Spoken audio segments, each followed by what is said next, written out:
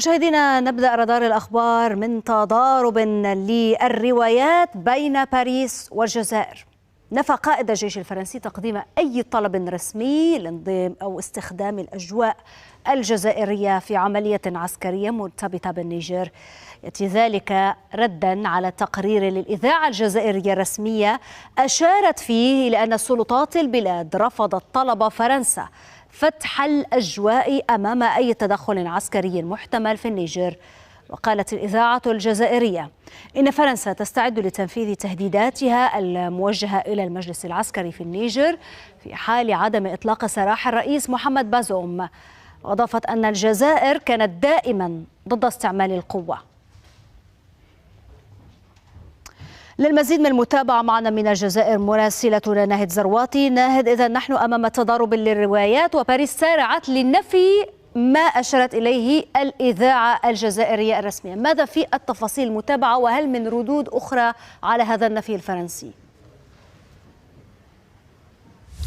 إيمان، تفضلتي وذكرتي بأنها إذاعة رسمية، أي أنها وسائل إعلام رسمية جزائرية. لدينا وكالة الأنباء الجزائرية، لدينا التلفزيون العمومي، ولدينا الإذاعة الوطنية الجزائرية، كلها بيانات تصدر، وإن ذكرت مصادر رسمية فإنه لا تصدر أي تقارير دون موافقة السلطات العليا. إذن ما صدر كان بطريقة غير مباشرة من قبل السلطات العليا للبلاد. هذا أولا. ثانيا إيمان، لا ننسى أن فرنسا التي تنفي اليوم هي من طلبت سنة 2013 من الجزائر في إطار ما يسمى عملية باراخان أن تحلق فوق الأجواء الجزائرية وتستعمل الجزائر لدخول طائراتها العسكرية في كما قلت عملية باراخان في مالي لمحاربة الجماعات الإسلامية وقتها كما قالت. فأكيد يعني بين قوسين حسب مصادرنا هنا فالطلب كان موجود، طلب فرنسي، ولكن لحفظ ماء الوجه ربما سارعت فرنسا لنفي هذا الأمر، وإن كان لابد أن تستذكر ما حدث سنة 2013. ولا ننسى إيمان الأزمة الدبلوماسية التي كانت بين البلدين سنة 2021. وقتها الجزائر حظرت على الطيران الفرنسي استعمال مجددا وإن كان بشكل تقني أن تستعمل الطائرات الفرنسية المجال الجوي للدخول نحو مالي في إطار كما قلت عملية باراخان. إذن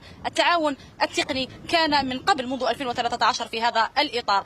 التدخل العسكري كما تفضلت وذكرت حسب ما أعلنته الإذاعة الجزائرية تدخل عسكري لا زالت الجزائر ترفضه بقوة. ولا ننسى أن هذا التدخل الفرنسي سيعاد السيناريو للمرة الثالثة بالنسبة للجزائر. أولا كان في عملية باراخان 2013 ورأينا ارتداداته على الجزائر، مالي التي لديها حدود مع الجزائر ما يقارب 1400 كيلومتر. ولا ننسى إيمان أيضا ما حدث في ليبيا سنة 2013 عندما بادرت فرنسا أيضا إلى محاولة إطاحة نظام معمر القذافي 2011، وبعدها تدخل حلف شمال الأطلسي. وقتها أيضا ليبيا مع الجزائر 1000 كيلومتر، ورأينا الارتدادات من هذا التدخل العسكري للجزائر. هذه السيناريوهات وهذه المخاوف التي كانت داخل هذه المنطقة، منطقة الساحل، ولهذا دائما ما تقول وتكرر أن ما سيحدث في النيجر يمس أمنها القومي الجزائري الداخلي مباشرة. ولهذا كما أعلنها رئيس الأركان الجزائري الجيش على في حالة استعداد وأهبل الاستعداد لمجابهة ما سيحدث من تدخل عسكري وارتداداته على الجزائر. إيمان. نعم بالتأكيد. شكرا لك ناهد زرواتي مراسلتنا من الجزائر.